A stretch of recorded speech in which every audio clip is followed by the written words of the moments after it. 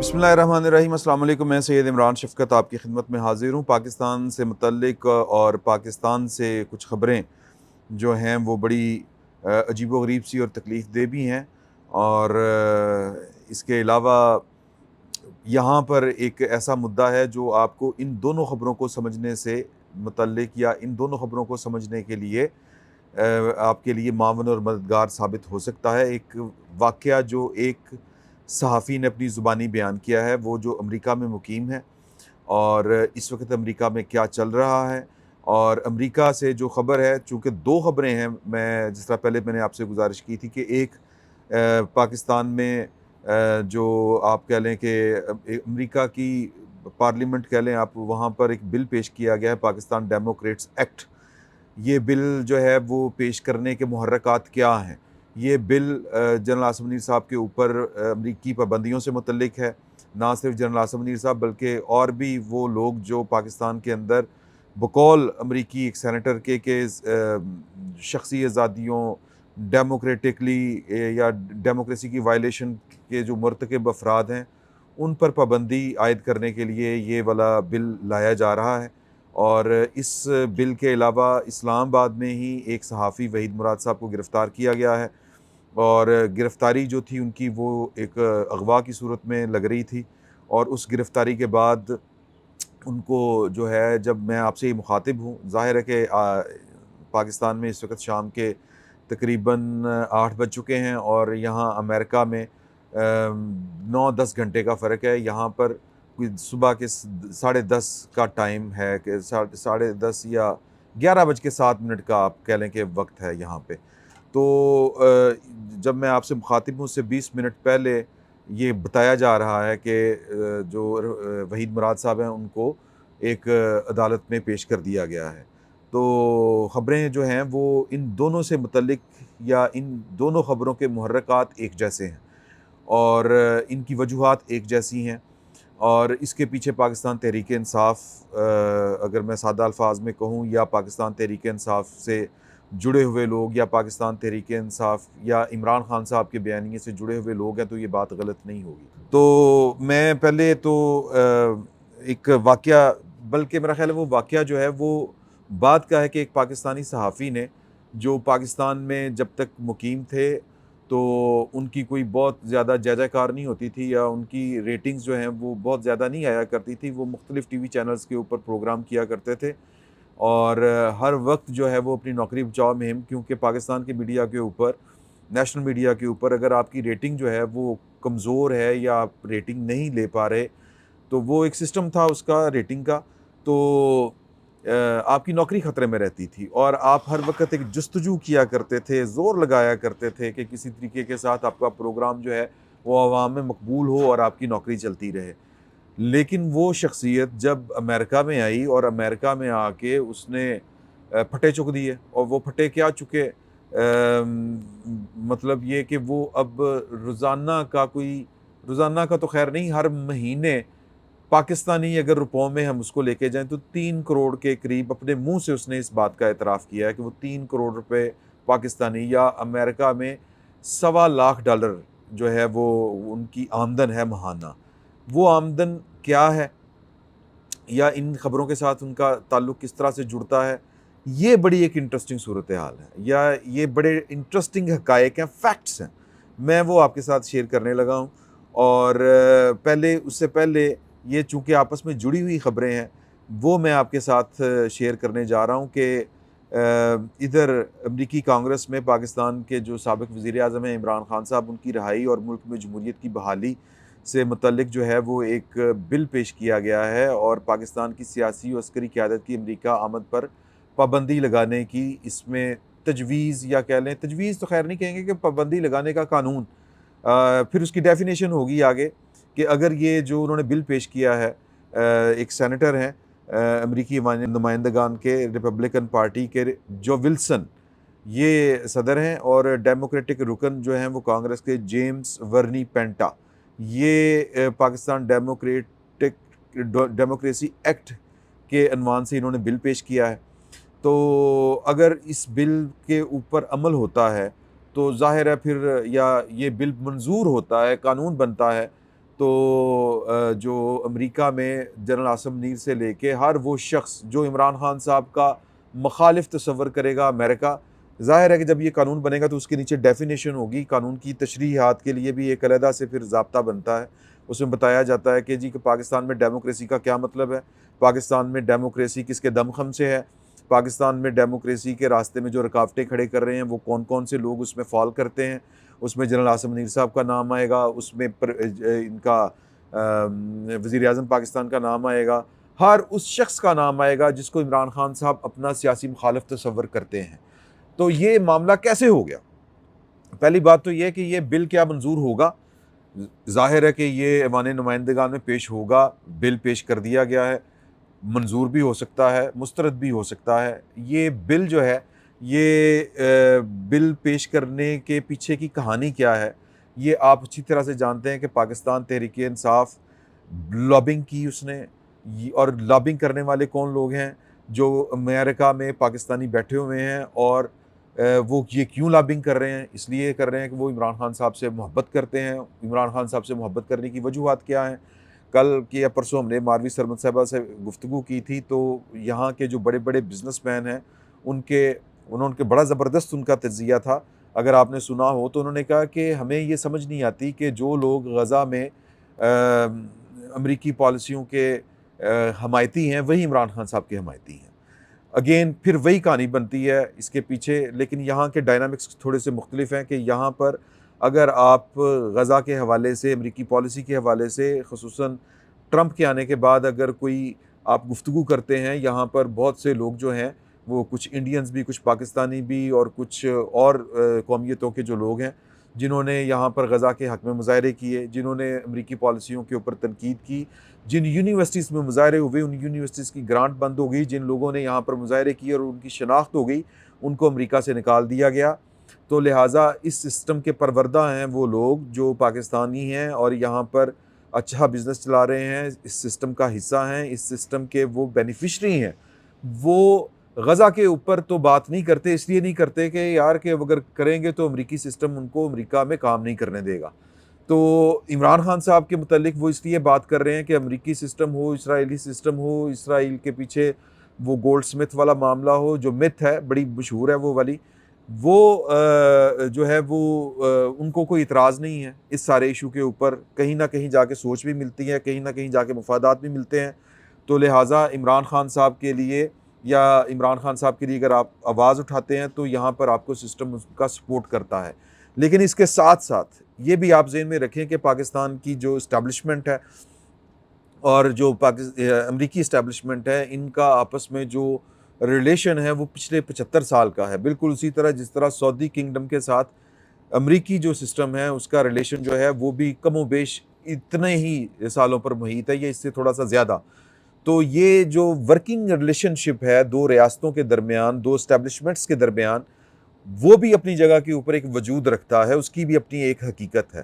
اب یہ جو ڈیپ سٹیٹس کے معاملات ہیں، جو امریکہ کی ڈیپ سٹیٹ ہے، جو پاکستان کی ڈیپ سٹیٹ ہے، وہ کیا یہاں کی جو ایڈمنسٹریشن ہے، ٹرمپ ایڈمنسٹریشن، یا یہاں کی جو ڈیموکریسی ہے، اس کے درمیان کوئی معاملہ بنے گا؟ یا معاملے سے مراد یہ ہے کہ جو ٹرمپ ایڈمنسٹریشن ہے وہ جو امریکی اسٹیبلشمنٹ ہے وہ اس کے ساتھ جائے گی، یا ایوان نمائندگان کے ساتھ جائے گی، یا ایوان نمائندگان جو ہیں وہ اس باریک معاملے کو سمجھتے ہوئے کہ پاکستان کی اسٹیبلشمنٹ کے ساتھ امریکی اسٹیبلشمنٹ کے معاملات اور مفادات کیا ہیں، کیا وہ اس بات کی اجازت دیں گے کہ اس طرح کا قانون منظور ہو جائے؟ ایک سینس پریویل، ظاہر ہے کہ ایک پولیٹیکل سینس بھی ہوتی ہے، لوگوں کو پتہ ہوتا ہے یہ امریکہ میں بھی کہ لمٹس کتنی ہیں، ریڈ لائن کہاں پہ ہے، کہاں تک جایا جا سکتا ہے، کہاں پر ریاست کے مفادات جو ہیں ان کے ساتھ ٹکراؤ ہو سکتا ہے، اور کہاں پر ریاست کے مفادات کے ساتھ ہم نے ٹکراؤ نہیں کرنا۔ تو یہ معاملہ ہے اپنی جگہ کے اوپر، جو فیصلہ بنیادی طور کے اوپر کرے گا کہ یہ قانون منظور ہوتا ہے یا منظور نہیں ہوتا۔ لیکن یہ قانون پیش کیسے ہوا، یہ ایک بڑا اہم سوال ہے۔ میں نے جس طرح پہلے آپ سے کہا کہ یہاں پر جو سمندر پار پاکستانی ہیں، امریکی پاکستانی جو نیشنل ہیں، وہ جو بزنس مین ہیں، یہ ان کا سرمایہ بول رہا ہے۔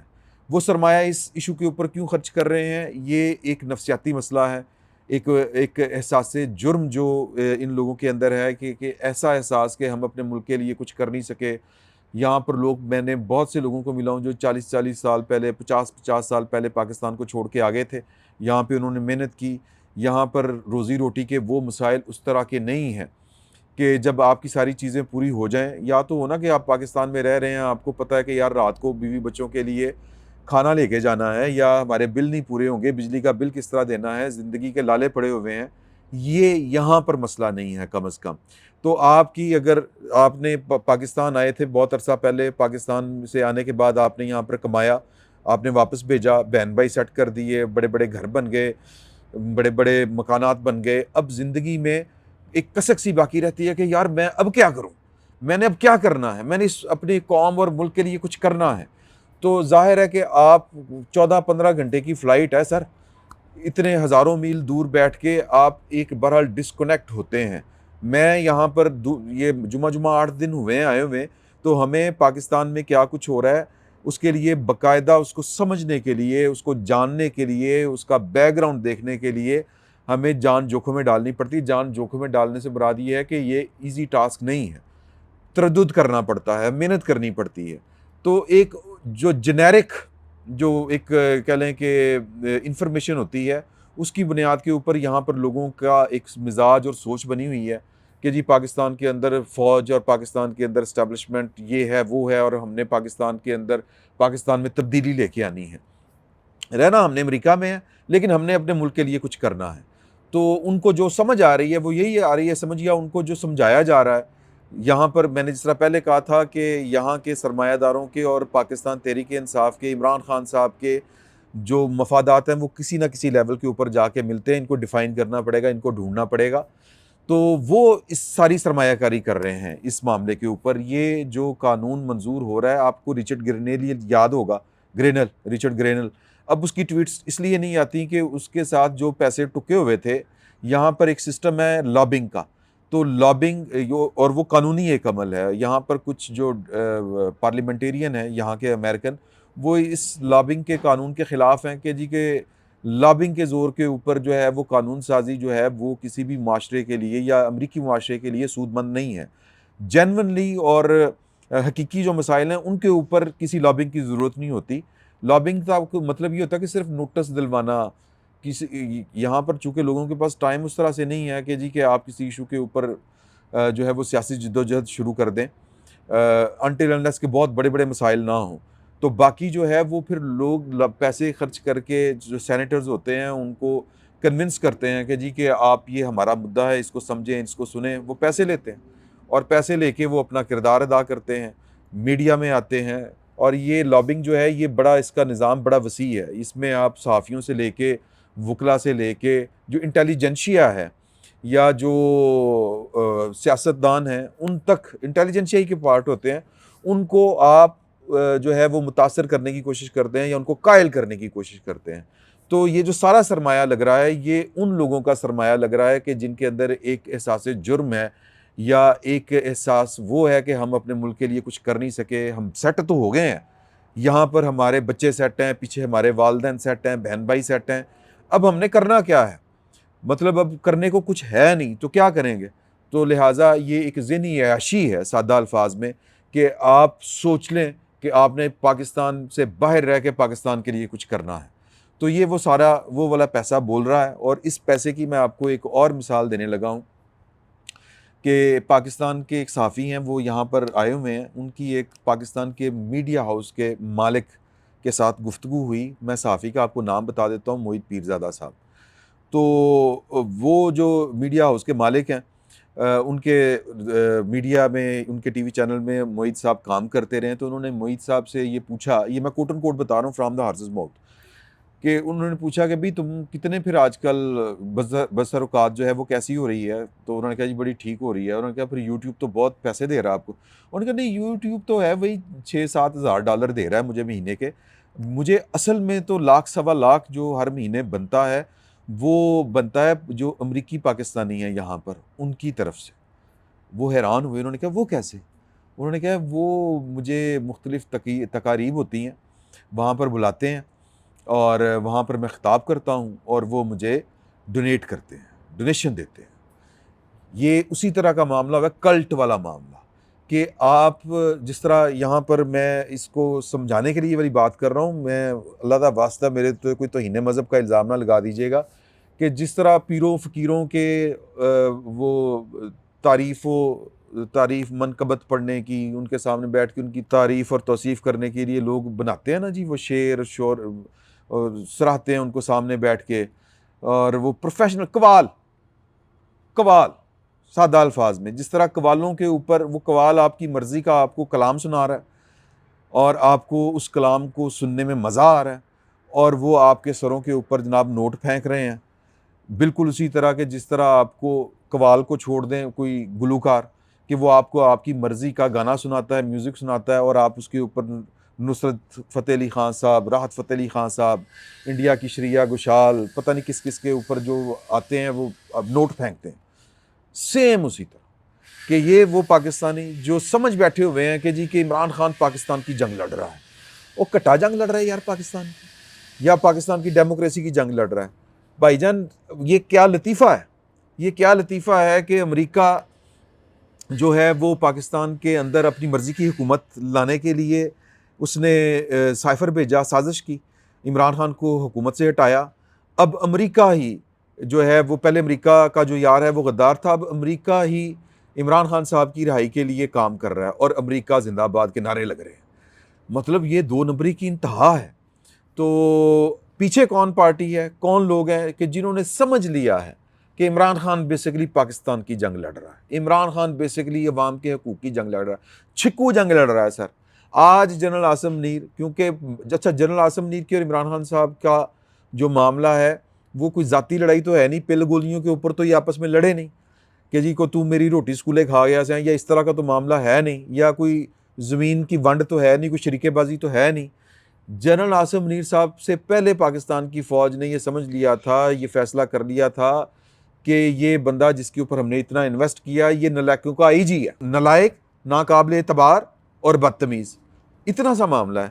اب اس کو عمران خان صاحب جو ہیں وہ ساری ان کی جدوجہد ساری کی ساری یہ ہے کہ پاکستان کی فوج ان کے ساتھ اسی طرح معاملات سیٹ کر لے جس طرح اس سے پہلے کے تھے.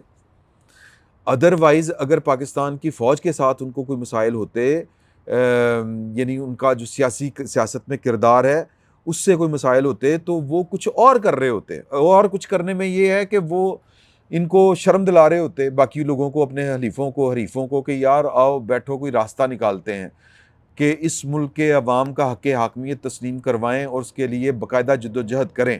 ہم آپس میں لڑ کے مر گئے اور مزے کوئی اور لے گیا. لیکن نہیں، وہ تو کہہ رہے ہیں عاصم منیر صاحب میں آپ کا پرانا خدمت گار ہوں اور اس فوج کا میں پرانا خدمت گار ہوں. اتنی سی لڑائی ہے اور یہاں پر جو ہے وہ پیسے خرچنے والوں کو وہ لگ رہا ہے اگین کہ وہ ان کو ایک احساس جرم سا ہے. میں پتہ نہیں یہ پراپر لفظ استعمال کر پا رہا ہوں کہ نہیں، لیکن ان کو یہ لگتا ہے کہ اب انہوں نے اپنے ملک کے لیے کچھ کرنا ہے، تو وہ کرنے کے لیے ان کو وہ جو پاکستان تحریک انصاف کا وہ ایک سائیکل سا بنا ہوا ہے سوشل میڈیا والا، وہ اس کو وہ سمجھ رہے ہیں کہ جی کہ وہ جو نیریٹو لے کے چل رہا ہے وہ ٹھیک ہے.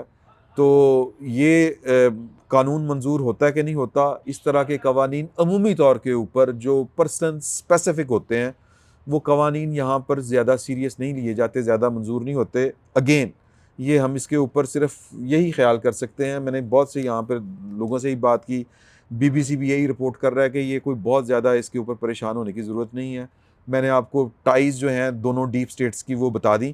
تو میرا بھی یہ خیال ہے کہ شاید اس کے اوپر جو ہے وہ یہ بل اس طرح سے منظور نہ ہو، بلکہ ہو ہی نہ منظور، آنے والا وقت بتائے گا. باقی وحید مراد صاحب کو گرفتار کیا گیا ہے. وحید مراد صاحب کو گرفتار اس وجہ سے کیا گیا ہے کہ انہوں نے وہ مارنگ بلوچ اور اس طرح کے ان کی کوئی پوسٹ جو تھیں وہ ری شیئر کی. یہ مدعا بڑا گمبھیر ہے، باریک ہے. مجھ سے اگر کوئی پوچھے تو یہ کوئی حل نہیں ہے. دنیا بھر میں اس طرح طاقت کے استعمال سے کوئی حل نہیں نکل سکے. تو جہاں سے ایک وہ سیٹھ کا کہنا ہے کہ جہاں پر آپ کی چونی گری ہو وہیں سے آپ کو وہ چونی ملنے کا امکان ہوگا. میں یہاں پہ بیٹھا ہوں، اگر میرے 4 آنے یہاں پر گرے ہیں تو وہ یہیں سے ملیں گے، وہ لاہور نہیں ملیں گے، ایتھے ملیں گے. تو مجھے یہیں ڈھونڈنے چاہیے. تو جو ریشنل ہو کے سوچیں تو ریشنل ہو کے سوچیں تو پھر یہ بات بنتی ہے کہ ریاستیں اس طرح کی قوت لگا کے، اس طرح کی اپنی طاقت کا استعمال کر کے وہ مطلوبہ نتائج اس طرح سے حاصل نہیں کر پاتی. اس کے لیے آپ کو بنیادی جو فالٹ ہیں وہ ٹھیک کرنے پڑیں گے. تو وحید مراد صاحب والا جو معاملہ ہے اس پر ہم اگلے ولاگ میں ڈسکس کریں گے. یہاں سے یہ ویڈیو جو ہے وہ لمبی ہو گئی، تو باقی جو ہے وہ اگلے ولاگ میں انشاءاللہ وحید مراد صاحب کا ذکر ضرور کریں گے اور وجہ سمجھنے کی کوشش کریں گے. کچھ چیزیں ہمیں بھی سمجھنے کی ضرورت ہے اور کچھ چیزیں ریاست کو بھی سمجھنے کی ضرورت ہے، اور اس کے لیے پاکستان کی پارلیمنٹ کو کچھ کام کر کے دکھانا پڑے گا. اس ملک کے سیاستدانوں کو کچھ کر کے دکھانا پڑے گا، حالانکہ کیپیسٹی کوئی نہیں ہے. فی الوقت اتنا ہی. بہت بہت شکریہ.